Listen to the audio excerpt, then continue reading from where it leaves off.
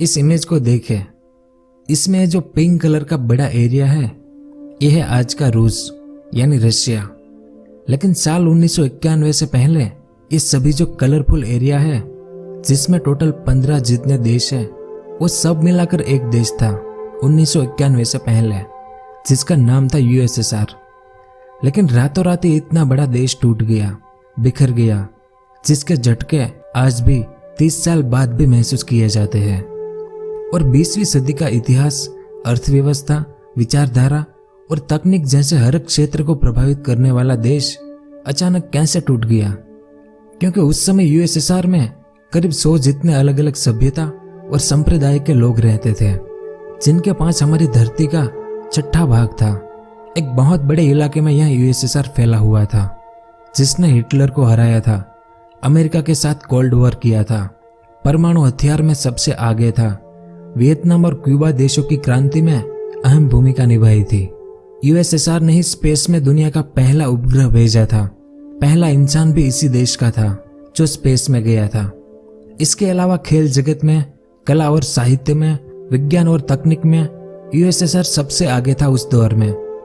फिर भी दुनिया के इस सबसे बड़े देश का विभाजन हो गया, वो भी क्रिसमस की रात 1991 में।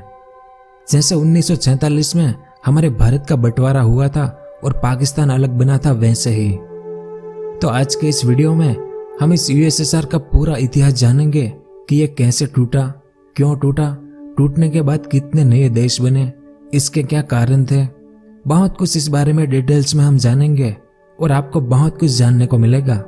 तो वीडियो के अंत तक हमारे साथ बने रहिए।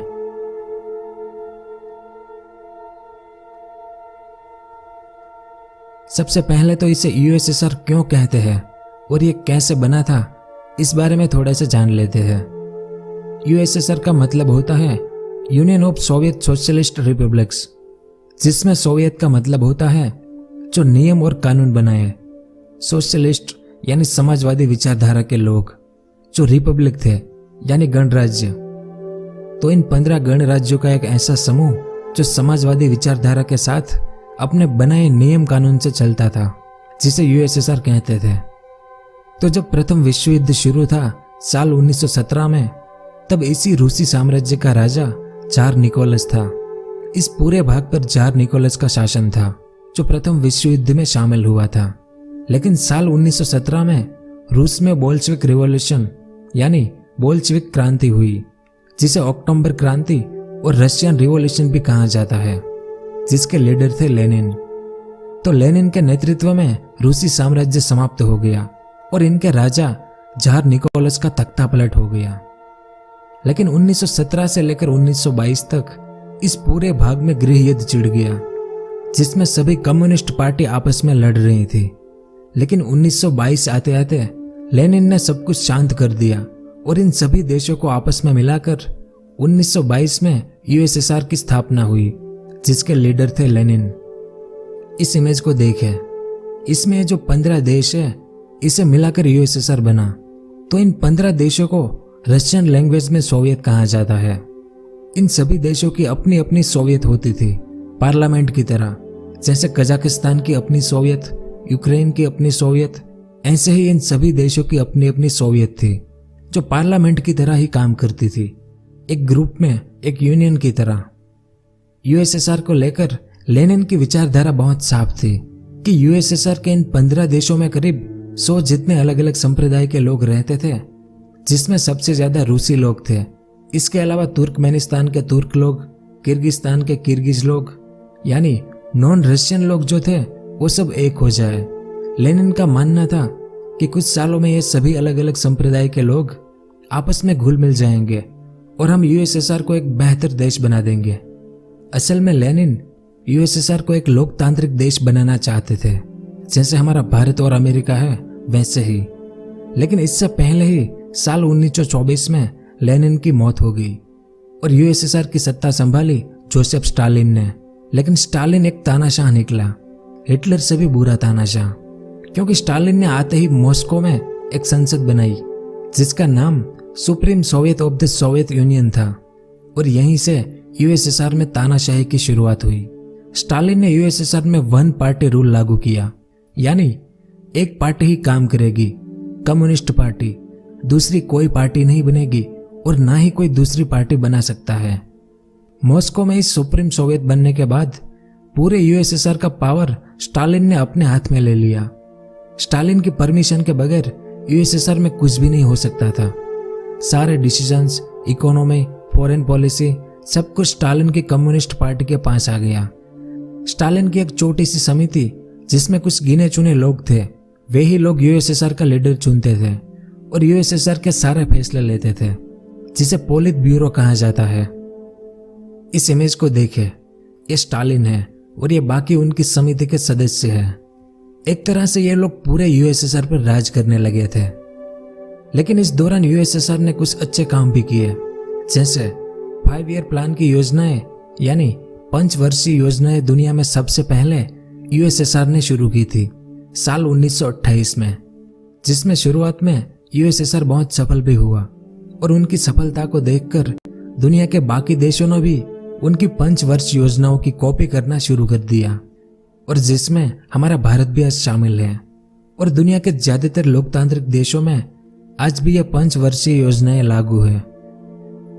तो हम स्टालिन की बात कर रहे थे कि स्टालिन एक तानाशाह था और स्टालिन के ही दौर में यूएसएसआर में राजनीति, अर्थव्यवस्था और इसकी आम जनता पर धीरे धीरे कम्युनिस्ट पार्टी का नियंत्रण हो गया, और जो लोग भी इसका विरोध करते थे उन्हें पकड़कर गुलग में भेज दिया जाता था।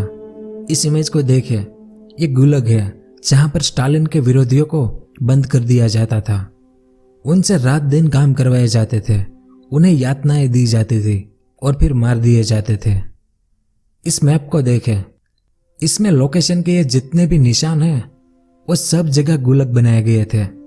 और जानकर बड़ा आश्चर्य होगा आपको कि हिटलर ने जितने यहूदियों को गैस चैम्बर में भर भर कर मारा था, उससे कहीं ज्यादा स्टालिन ने अपने ही देश यूएसएसआर के लोगों को ही इन गुलग में मार दिया था। इसीलिए तो कुछ इतिहासकार स्टालिन को हिटलर से भी बुरा तानाशाह कहते हैं। स्टालिन सिर्फ अपने विरोधियों को ही नहीं बल्कि अपनी आर्मी के अफसरों को, अपने ही मंत्रियों को भी मरवा देता था।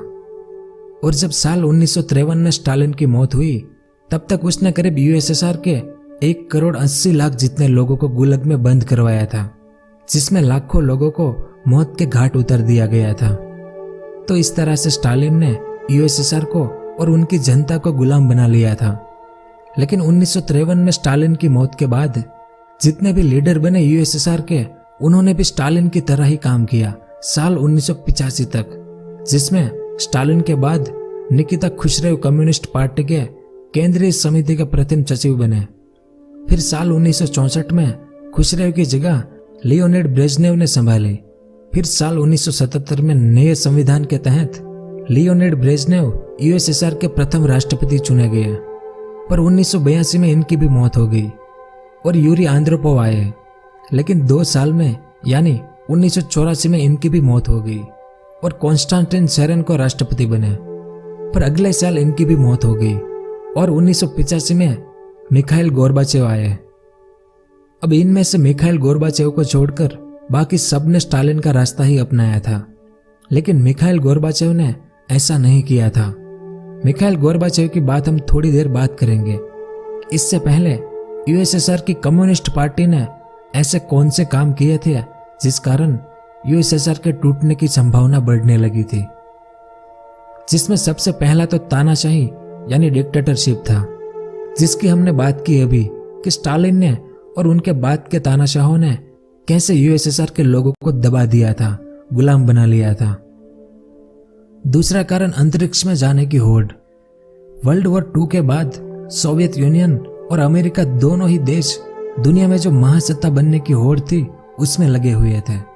अमेरिका भी खुद को साबित करना चाहता था और यूएसएसआर भी खुद को साबित करना चाहता था। इन दोनों के बीच एक कंपटीशन शुरू हुआ था कि स्पेस में सबसे पहले सैटेलाइट कौन भेजता है, तो इसमें यूएसएसआर जीत गया। दुनिया का पहला सैटेलाइट यूएसएसआर ने भेजा था स्पेस में, जिसका नाम था स्पुतनिक 1 और साल था 1957। फिर स्पेस में पहला इंसान कौन भेजता है, तो उसमें भी यूएसएसआर जीत गया। तो स्पेस में जाने वाला दुनिया का पहला इंसान यूएसएसआर का यूरी गागारिन था, जो साल 1961 में स्पेस में गया था। फिर एनिमल में भी यूएसएसआर का लाइका नाम का कुत्ता पहली बार स्पेस में गया था। यानी यूएसएसआर इन सब में अमेरिका से बहुत आगे था। लेकिन इस काम में यूएसएसआर ने बहुत पैसे खर्च कर दिए, अरबों खरबों रूबल। और स्पेस में जाकर यूएसएसआर को मिला क्या? सिर्फ नाम मिला, क्योंकि अभी तक तो स्पेस में किसी को सोना चांदी या हीरा ऐसा कुछ तो मिला नहीं है। इसलिए अंतरिक्ष में जाने की होड़ में यूएसएसआर ने जरूरत से ज्यादा खर्च कर दिया था। तीसरा कारण था हथियारों की होड़। उस समय परमाणु युग शुरू हो गया था। जापान के हिरोशिमा और नागासाकी के बारे में आपको पता ही होगा। तो यूएसएसआर को डर था अमेरिका से, और उनका डर भी जायज था, क्योंकि अमेरिका ने जापान पर 2 परमाणु बम गिराए थे। तो अमेरिका हम पर भी यानी यूएसएसआर पर भी न्यूक्लियर बम गिरा सकता था। इसीलिए खुद को बचाने के लिए यूएसएसआर ने एक के बाद एक परमाणु हथियार बनाने लगा था। उस समय यूएसएसआर और अमेरिका दोनों परमाणु हथियार बनाने की कंपटीशन में थे कि कौन सबसे ज्यादा परमाणु हथियार बना लेता है। और उस समय इन दोनों देशों को मिलाकर इनके पास करीब 26,000 परमाणु हथियार थे। कितने? 26,000 परमाणु हथियार। अब ये दोनों देश इतने सारे परमाणु हथियार क्यों बना रहे थे? क्योंकि मान ले अगर अमेरिका यूएसएसआर पर परमाणु हमला करे तो कहां करेगा? जहां पर यूएसएसआर के परमाणु हथियार है वहां पर, जिससे यूएसएसआर के परमाणु हथियार वहीं पर फट जाए। फिर यूएसएसआर क्या करेगा? उनके पास और भी परमाणु हथियार होने चाहिए ना, तभी तो अमेरिका पर वापसी हमला कर पाएगा यूएसएसआर। इसलिए परमाणु हथियारों को प्लेन में, सबमरीन में, जमीन पर, हर जगह पर तैनात रखने के लिए दोनों देश इतने सारे परमाणु हथियार बना रहे थे। इसके अलावा दोनों देश अपनी सेनाएं बड़ी करने लगे थे, आर्मी व्हीकल बढ़ाने लगे थे, टैंक, सबमरीन, गाड़ियां, इन सब चीजों में दोनों देश अनगिनत रुपए खर्च कर रहे थे। तो इन हथियारों की होड़ में यूएसएसआर ने अमेरिका को बराबर की टक्कर दी थी, लेकिन यूएसएसआर को इसकी भारी कीमत भी चुकानी पड़ी। यूएसएसआर की इकोनॉमी गिरने लगी थी, उनकी तिजोरियां धीरे धीरे खाली होने लगी थी। अगला कारण था शीत युद्ध यानी कोल्ड वॉर। इस बारे में आपको पता ही होगा, जो अमेरिका और यूएसएसआर के बीच हुआ था, क्योंकि दोनों को दुनिया की महासत्ता बनना था। अब यूएसएसआर एक कम्युनिस्ट देश था और अमेरिका एक डेमोक्रेटिक यानी लोकतांत्रिक देश था।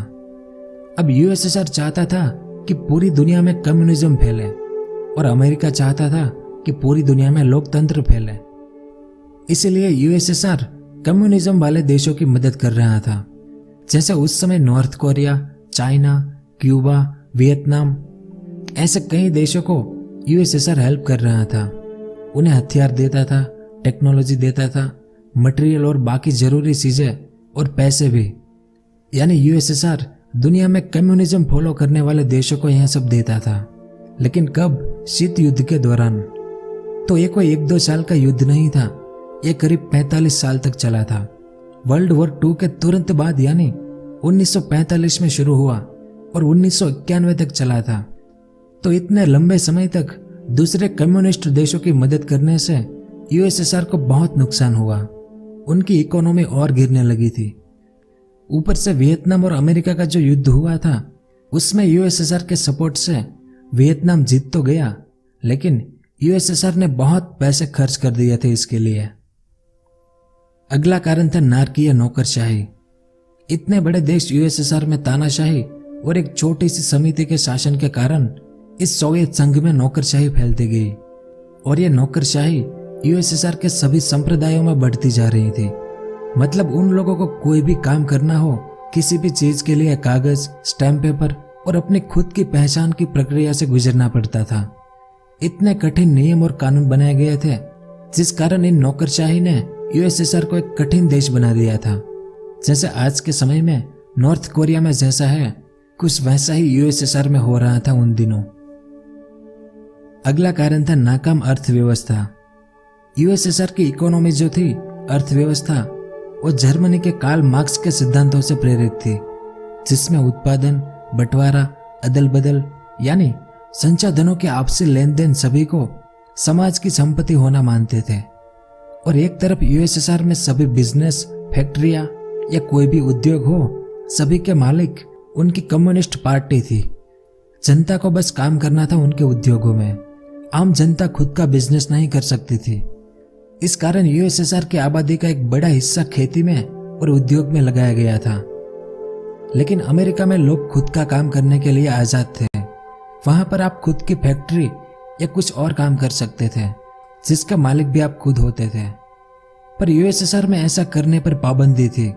इस कारण यूएसएसआर इकोनॉमी के लिहाज से अमेरिका से पिछड़ता गया और 1980 का दशक आते आते यूएसएसआर की इकोनॉमी और जीडीपी अमेरिका से आधी हो गई थी।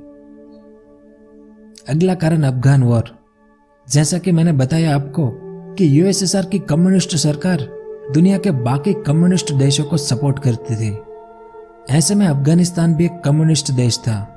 लेकिन अफगानिस्तान में एक ग्रुप था मुजाहिदीन, जो अफगान कम्युनिस्ट पार्टी के खिलाफ हो गया और मुजाहिदीन ग्रुप ने अफगान सरकार से युद्ध शुरू कर दिया। इसलिए यूएसएसआर भी अफगानिस्तान की कम्युनिस्ट पार्टी की मदद के लिए युद्ध में कूद पड़ा।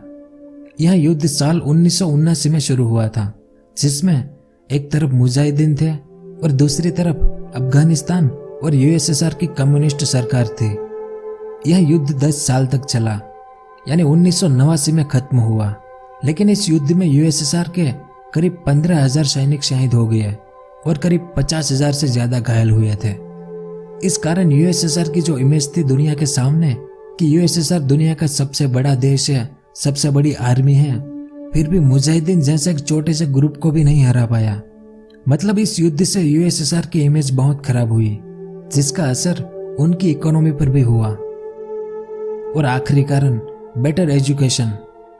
एजुकेशन यानी शिक्षा एक ऐसा हथियार है जो तलवार की धार से भी तेज होता है। यूएसएसआर में इतनी सख्त तानाशाही के बावजूद भी 1980 आते आते लाखों लोग शिक्षित हुए थे। इस कारण धीरे धीरे जनता पर जो भारी प्रतिबंध लगे थे वो कम हो रहे थे, जिस कारण उन लोगों में दुनिया के बारे में जानकारी बढ़ने लगी। फिर पढ़े लिखे लोगों ने सोशल ग्रुप बनाने शुरू किए जो बहुत प्रभावशाली होते गए। यानी धीरे धीरे लोग जागृत होने लगे थे और समझने लगे थे कि हमारे साथ अन्याय हो रहा है। तो ये सब मेन कारण थे, और भी बहुत से छोटे छोटे कारण थे जिससे यूएसएसआर की इकोनॉमी गिरती जा रही थी। इस इमेज में देखिए आप, साल 1928 से लेकर साल 1987 तक यूएसएसआर की इकोनॉमी कैसी थी। इसमें आप देख सकते हैं कि धीरे धीरे गिरती ही जा रही थी। शुरुआत में यानी 1928 में देखें तो सबसे बेहतर थी और आखिर में 80 के दशक में सबसे कम हो गई थी। और उसी दौर में यानी साल 1985 में मिखाइल गोर्बाचेव यूएसएसआर की कम्युनिस्ट पार्टी के जनरल सेक्रेटरी यानी एक तरह से राष्ट्रपति बने, जो यूएसएसआर के पहले ऐसे राष्ट्रपति थे जो अपने लोगों को आजादी देना चाहते थे। लेकिन कुछ गड़बड़ हो गई उनसे और पूरी बाजी पलट गई। तो 1985 में मिखाइल गोर्बाचेव के आने के बाद सारा खेल शुरू हुआ। मिखाइल गोर्बाचेव के आने के बाद उन्होंने देखा कि हमारे यूएसएसआर की इकोनॉमी जो गिर रही है उसे वापस ऊपर उठाना है और यूएसएसआर में कुछ पॉलिसी को बदलना है। इसलिए मिखाइल गोर्बाचेव 2 नई पॉलिसी लागू करते हैं, एक पेरेस्ट्रोइका और दूसरी ग्लासनोस्ट पॉलिसी। ये रशियन लैंग्वेज के शब्द है। तो इसमें ग्लासनोस्ट पॉलिसी का मतलब था कि अब यूएसएसआर के लोग जो बोलना चाहते हैं वो बोले, मीडिया को अब जो लिखना है वो लिखे, किसी को भी जेल में नहीं डाला जाएगा, सबको बोलने की और लिखने की आजादी दे दी गई। इससे क्या हुआ कि वहां के लोग और मीडिया यूएसएसआर की सरकार के खिलाफ लिखने लगे कि हमारी इकोनॉमी गिर रही है, हमारे देश में सुधार की जरूरत है। और इन 15 देशों से मिलकर यूएसएसआर बना था।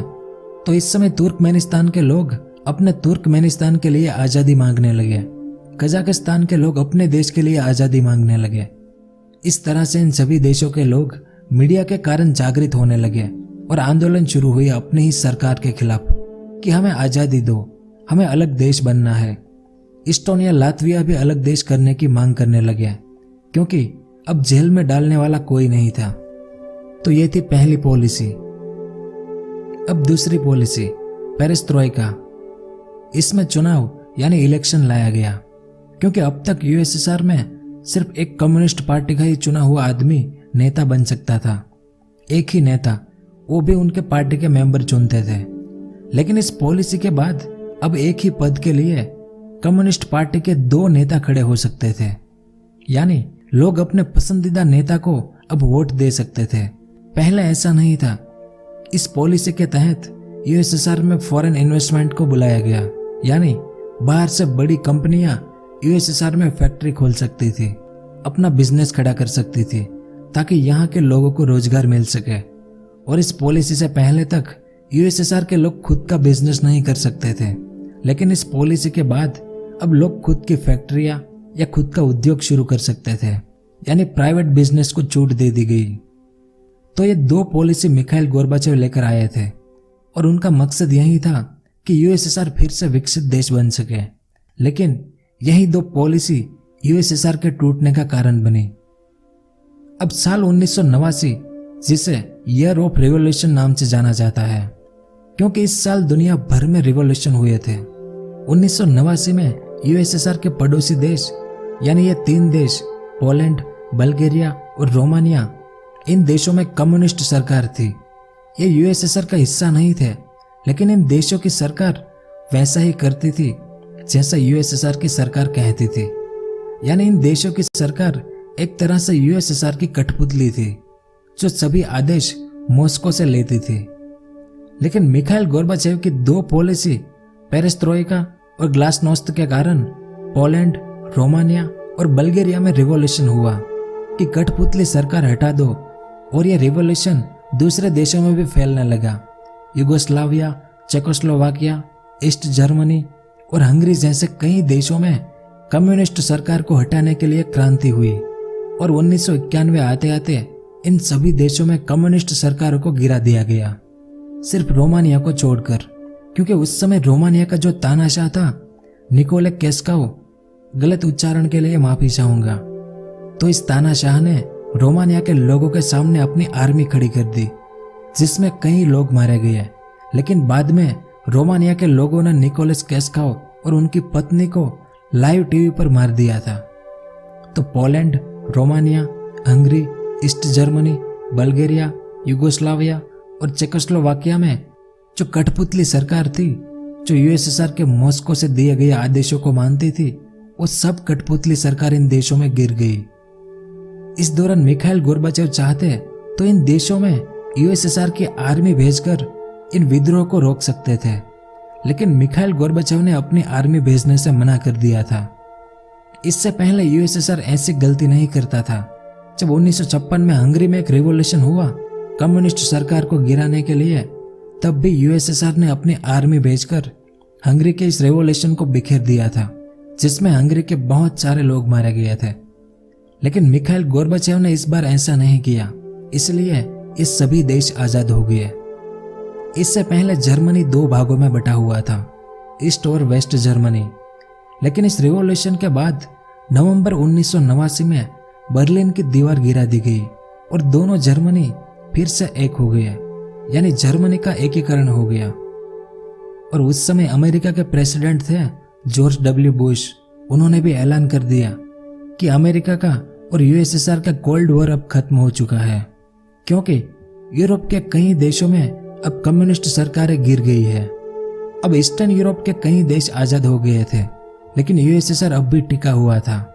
पर यूरोप के जो देश आजाद हुए थे, उन्हें देखकर यूएसएसआर में जो 15 गणराज्य थे, उनमें भी अलग देश बनने की मांग उठने लगी, जिसमें सबसे पहले अलग देश की मांग की इन तीनों देशों ने, एस्टोनिया, लातविया और लिथुआनिया।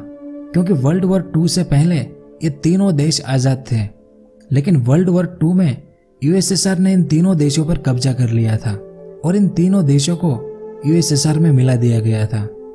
इसलिए इन तीनों देश के लोगों ने मांग करी कि हम पहले आजाद थे, यूएसएसआर ने जबरन हम पर कब्जा किया था, लेकिन अब हमें आजादी चाहिए।